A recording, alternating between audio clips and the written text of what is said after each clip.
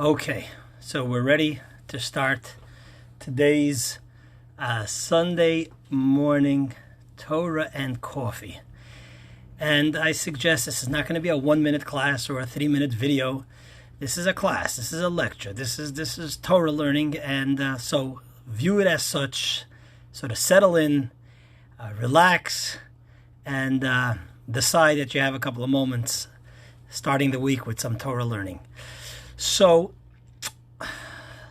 first we always start with a bracha.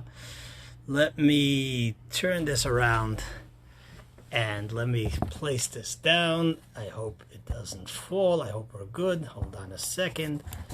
Azoi, azoi. And here we go. Let's move it like this. And we're good to go. So first we start every single class. We try at least to start with a bracha. We'll make a bracha over here.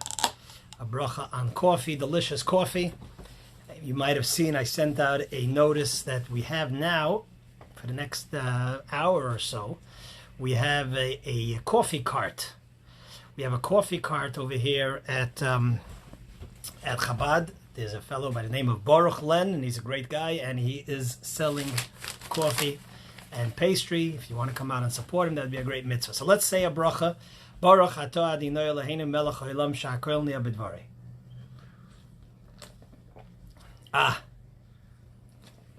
There's nothing better than some good coffee, right? We all know that now. So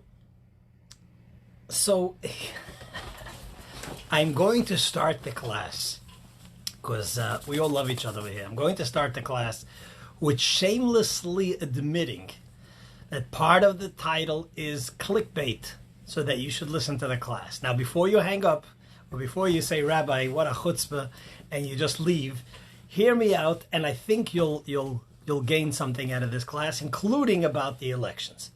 Because I'm not stupid enough to right here proclaim who you should vote for. I'm not stupid enough, and I'm not brave enough.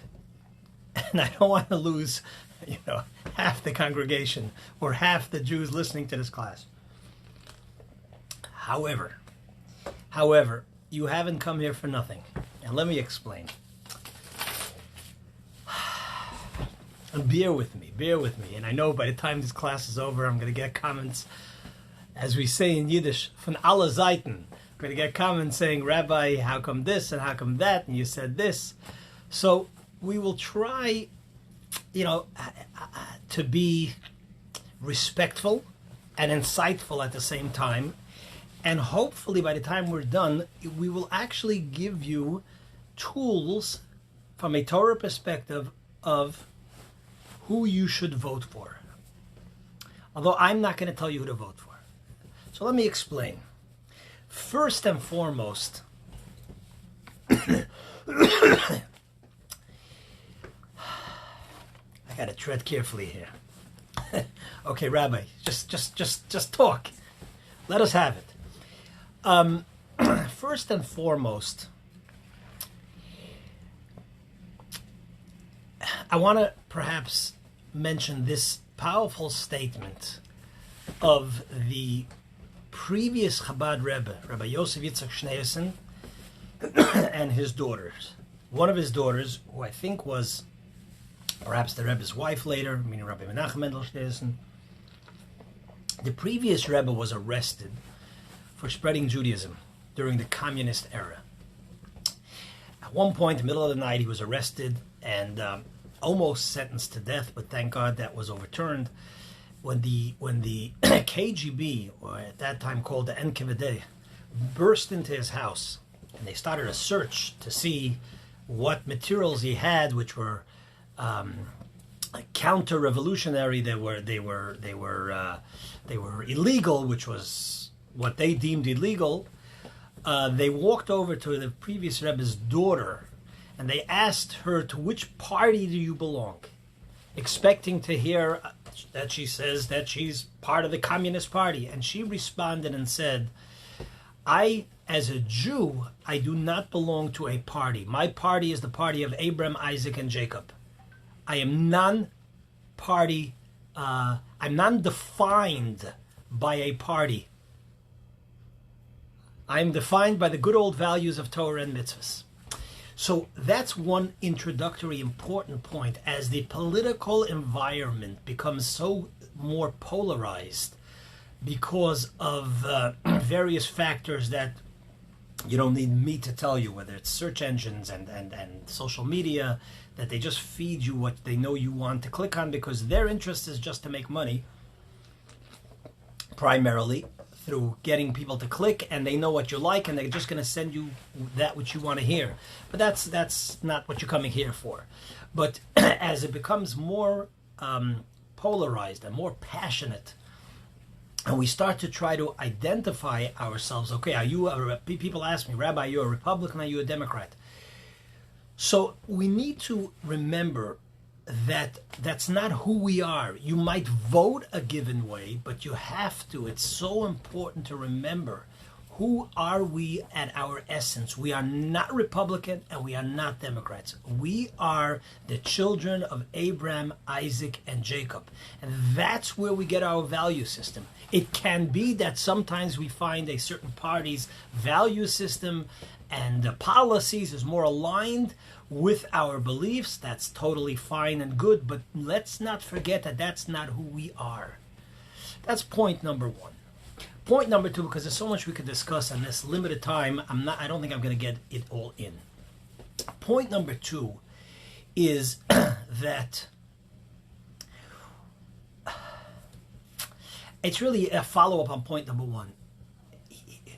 It is so unhealthy to become totally consumed by all of this. If you find yourself becoming so consumed by it, it's not healthy, and it's not who you are. You are the values, and as a Jew, or as a human being for that matter, your values should be the values of Torah and mitzvah. And let me further highlight that with the story, and we'll get to some of the sort of ideas, the issues that are important to society today, and what Torah might say briefly on each of these issues, because each one of it perhaps deserves a class unto its own. So let me say the following story. There's a fellow who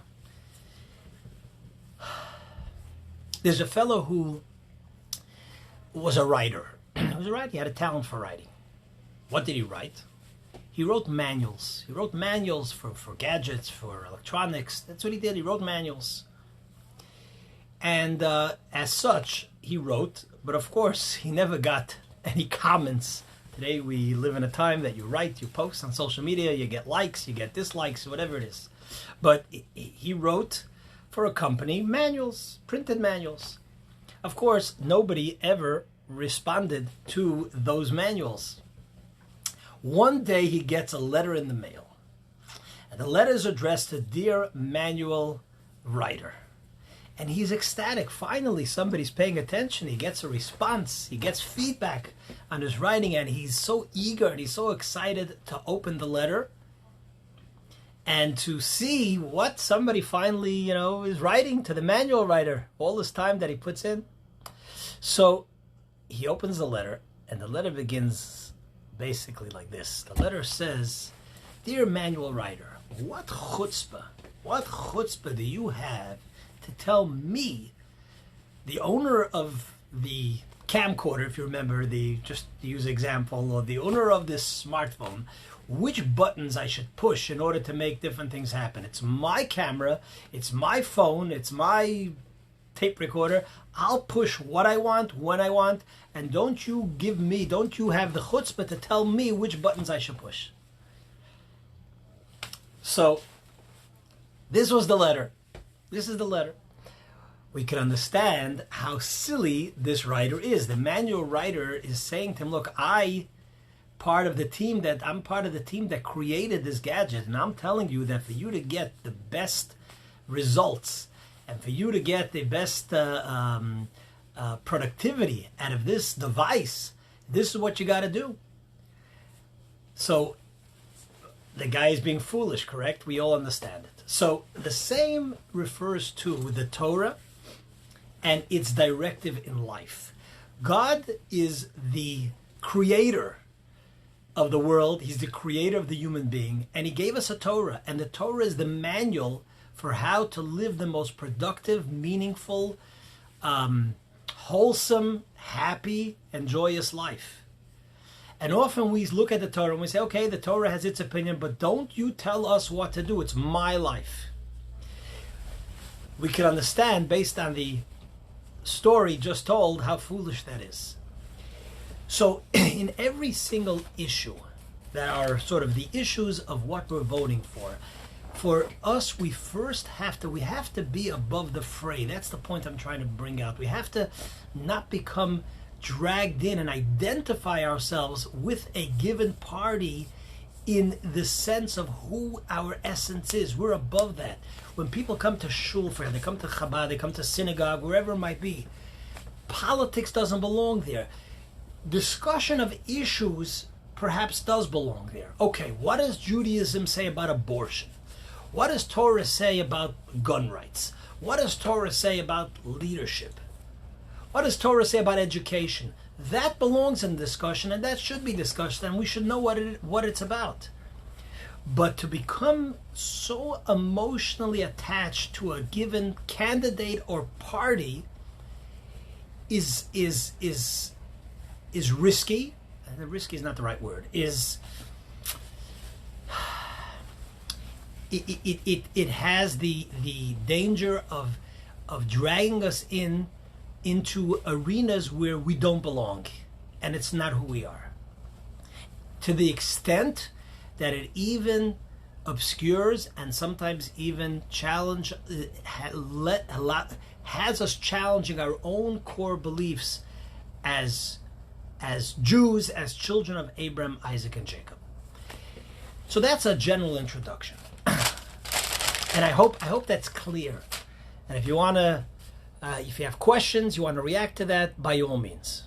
Now, I want to talk about some issues that is maybe up for in the discussion of the election that I have seen, and perhaps just briefly, again, because there's limited time, give the Torah perspective, and maybe you'll look at that and say, you know what, this candidate, this party, this approach is more in line with what I believe, especially as a Torah individual, which, as I said in the introduction, is how we should look at things, as that's the manual of the world, or not.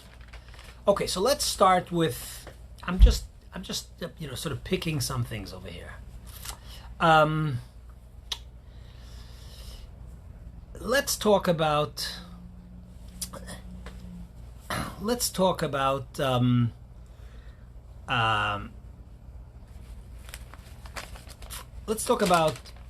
race. We once gave a class on race. Race has become a big issue, whether this country has institutional racism or not.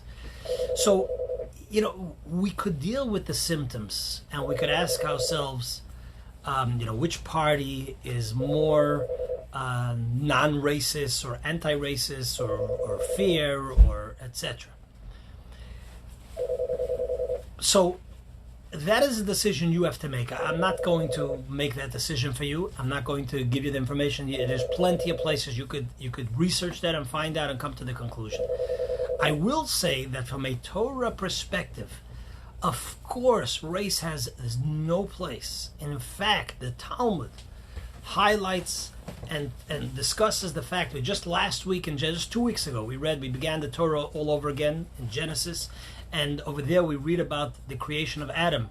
And the Talmud says, why was Adam Harishon? Why was Adam created one? And then he separated into male, female, as opposed to many other of creation or creatures that were created in multitude. It says the Talmud, Lefichach nivra Adam Yechidi. That's why a person was created alone, to tell us that whoever sustains one human being, it doesn't matter which human being, what background, what race, what color, if you sustain one human being, you have sustained an entire world, just like Adam, where the entire world came from him.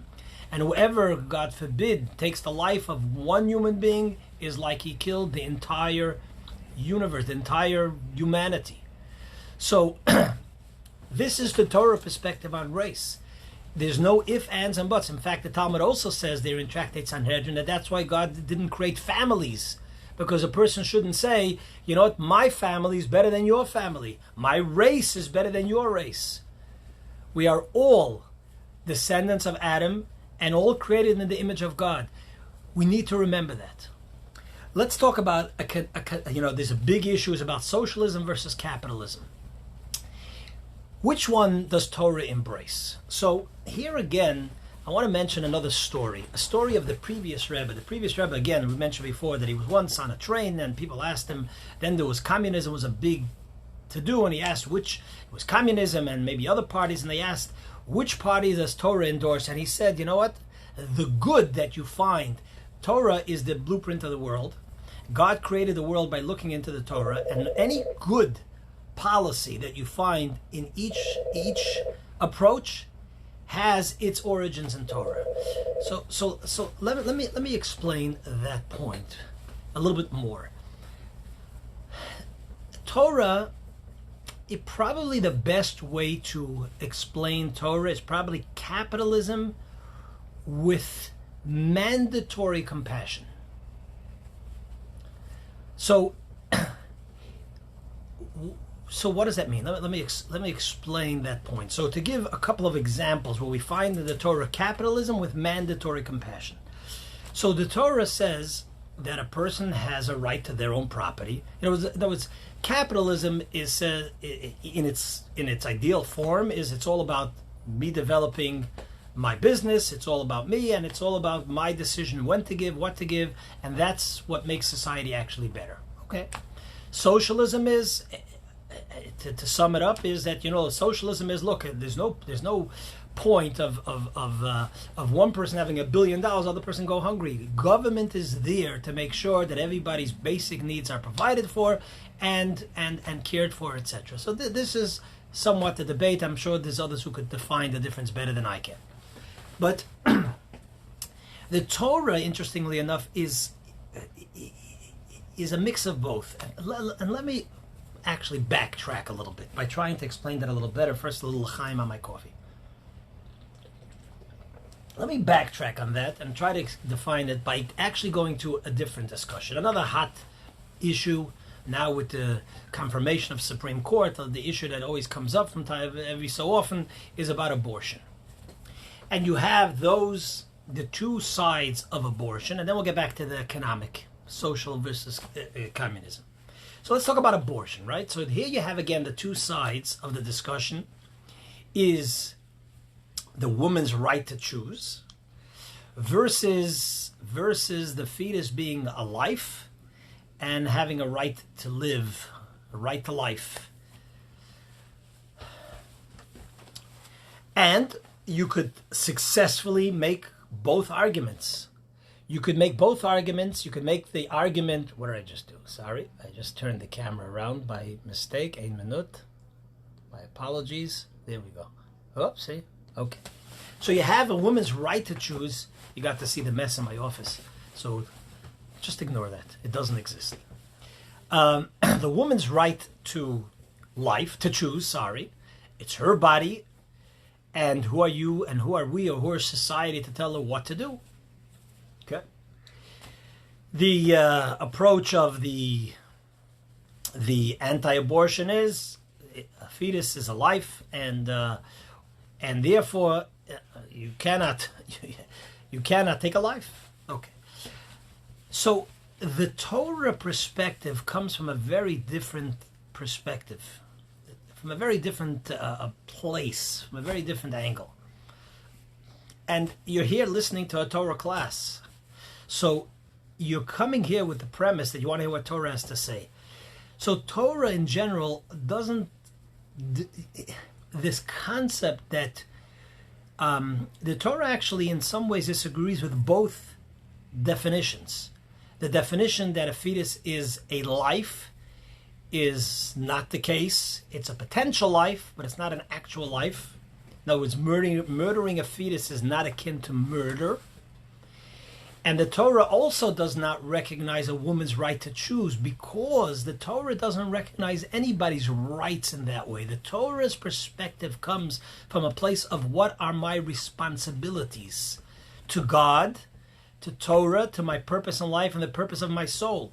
That's really from where we come. Yes, I have certain rights in terms of protecting myself, but that is above the more basic responsibility and underlying fundamental sort of position of on what, or foundation on what life is built, which is there's God, there's the soul, there's the Torah that tells me what is my responsibility. So when the question arises, when the question rises whether I should have an abortion, or whether I could, for that matter, whether I could have a tattoo or I could self-mutilate, the answer is that both your body and your soul have a responsibility to your Creator, who gives you life every single day. That's the perspective, and that's a beautiful perspective. I want to make this point as well, as these ideas are coming into my head and we're getting a little more passionate. The Torah's perspective is so beautiful. It's far deeper, and it's not as boxed as what the societal approach to given issues are in a given time. 20, 40, 50 years ago, society's position on issues were so different than today, and probably in 30, 40 years ago, it's going to be also different. A lot of them are very fleeting, and sometimes they're not taking it's very superficial in a sense, without seeing the future. Torah has been here for thousands of years, and Torah, as mentioned in the beginning, is the manual for life, and therefore Torah has a perspective often which cuts to the core, which is so above and so much more has so much more depth than what some of the isms of the time. Now, after we've had that introduction with regards to abortion, let's take that into the economic arena. So you have capitalism, let's say, versus communism or versus socialism. And each one has points that are good and of value, and has pros and cons, right? So capitalism, of course, could lead to a very selfish society and a tremendous gap between the haves of luxuries beyond expectation and the have-nots that can't even put food on the table. So therefore, Torah, if you look at Torah, in the Torah, you don't even have to go to commentaries, you don't have to go to the Talmud, just in Torah itself, in the 5 books of Moses, you see what we might call a combination of socialistic, or what I might better define as forced compassion capitalism. So as I mentioned before, let me give you an example. So you have the laws of Shemitah.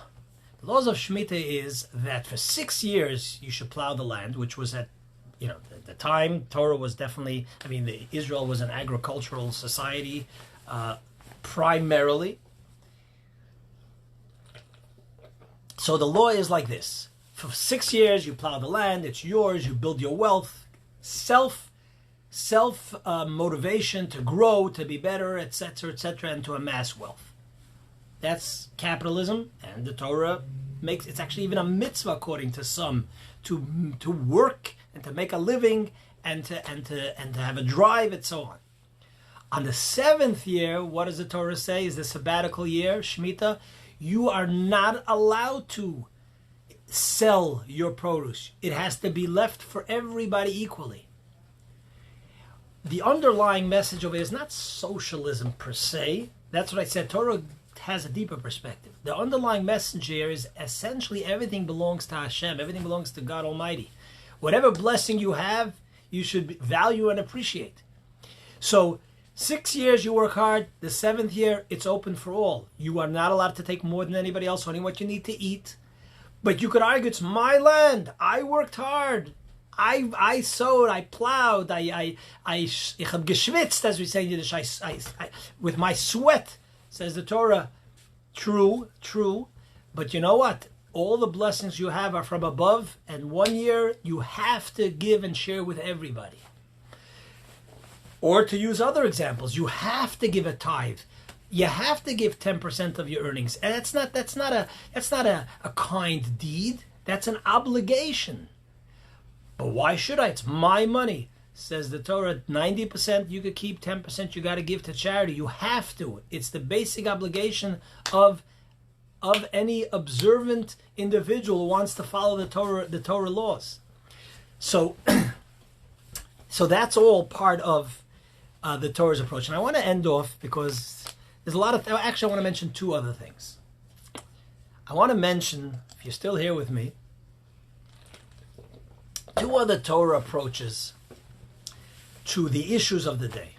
Another approach is, and the third issue is gun ownership. We gave a class about that several months ago.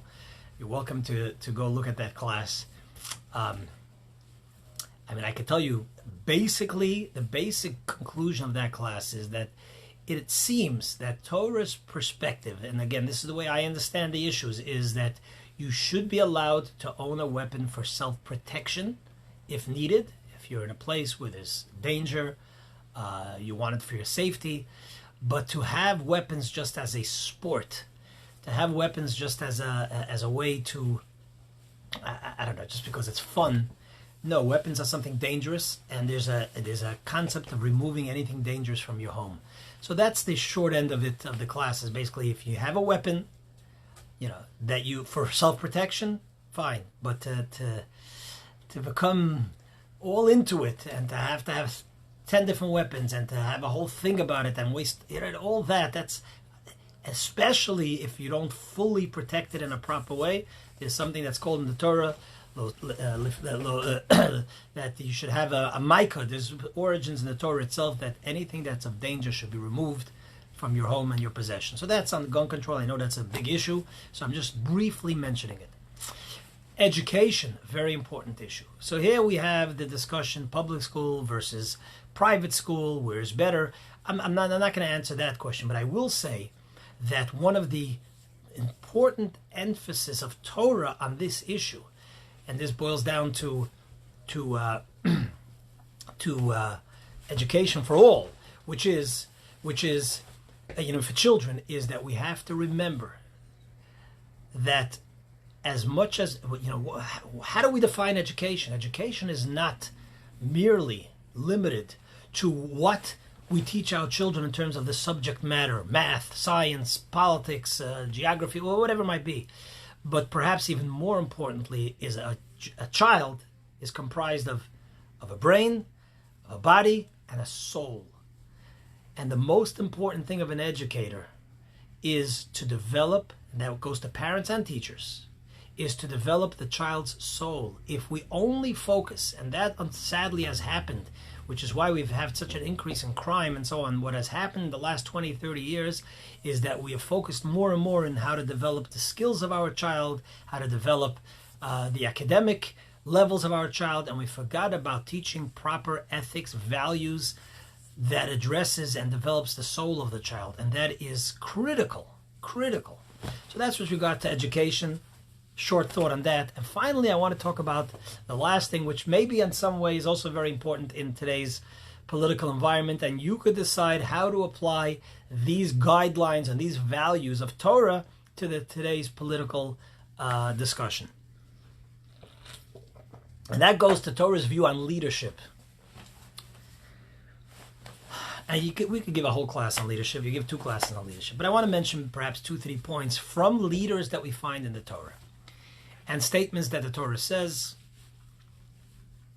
So first and foremost, I shouldn't say first and foremost because it's just what comes to my head first. A leader, one of the things that we find in a leader is, well, we should go look to Moshe Rabbeinu. Moshe Rabbeinu was willing to put his life on the line when he saw something that was wrong. Number 2, Moshe Rabbeinu had complete integrity. A leader must have integrity and lead by example. And when I say a leader, whether a leader of a country, whether a leader of a community, whether it's a leader in the classroom, whether it's a leader in your home because you're the father or mother of the house, a leader in a company, you must lead by example, meaning you have to have integrity. And you have to have humility. humility. The Torah, when describing Moshe Rabbeinu, the Torah, who is the greatest of all leaders of all time, says, what is the quality? The Torah says, the Torah is not big on giving compliments in general. The Torah, in defining Moses' greatness, says, Va'ish Moshe anav me'od me'al kol adam hashpnei adam. Moshe Rabbeinu is the most humble of every person upon the face of the earth. Moshe Rabbeinu was egoless, for lack of a better word. Moshe Rabbeinu was totally not about himself. He was fully and completely dedicated to the people that he led. And because of that, because he was so humble, that's why he was so dedicated. Because it wasn't about himself. It was totally about the people that he led. And therefore, he could also admit when he made a mistake, which is so important for a proper leader to be able to learn from the past and to learn from everybody. Anybody who tells you a good idea, it shouldn't be beneath you to accept if it's truth and if it's real, if it's true, if it's right. Humility and total self-dedication, total selfless dedication is what is so needed in a leader. Was noch? So these are some of the issues. Now, who do you think fits that candidate? That's for you to decide. Not going to hear from me. From all these issues that we spoke about, who do you think represents? It's probably a bit of a mix. Nobody's perfect. You're not going to get everybody down the line. That exactly the way the Torah says it for sure. And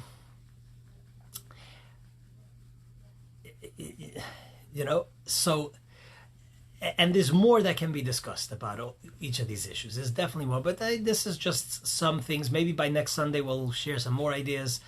But thank you for listening. Just the first point is so important. Remember that we are not defined as Republicans or as Democrats. Democrats are Republicans, independents. We are the children of Abraham, Isaac, and Jacob, or the descendants of Adam. We follow the values of the manual of how the world was created, Torah. I want to reiterate that. Let's remember that. You're welcome. I want to just make this a little human. I get calls, just that you understand. I get calls, and as a rabbi, as a leader in the community, I get calls from both sides of the aisle. I get calls that say, Rabbi, I know that you are very careful not to be involved in politics, but this time is different. And this time you must take a stand because everything is at stake. And you must publicly endorse and condemn and etc. And I get this from both sides of the aisle. I get people on the left saying that the current leadership is like the Nazis. I mean, I get that. I'm just telling you, I get that. I'm not. I get that I agree, because I'm meaning I get that kind of calls and text messaging and so on, and I get people on the right with the same passion saying that that if you don't support and don't show appreciation for some of the things that are done, this is not the time to remain non-political. This is the time where you have to take a stand for the right. When I get people calling me on the right, and everybody is very, very passionate. And that is why this point is so important. A person that comes to the rabbi or comes to the synagogue, the rabbi should not be, and I know there are colleagues who have stepped out, the rabbi should not be the one that is endorsing a given party or politics. The rabbi should be the one discussing the issues from a Torah perspective. That is the responsibility of the rabbi, to give you the Torah view on given issues. And then you make the decision of how you feel the candidate that you're looking into, or whatever it is, fits best that description, so that you vote from a Torah perspective. That is my opinion on this issue. And thank you so much for listening. Thank you so much for tuning in. You're welcome to share words of Torah, and if you have any points, and if you want to throw eggs on me, please don't. You're welcome to share, of course, these words of Torah and to react and send me questions, and maybe we'll address it next week. Thank you very, very much. As we say in Yiddish, sei gesund, all the best.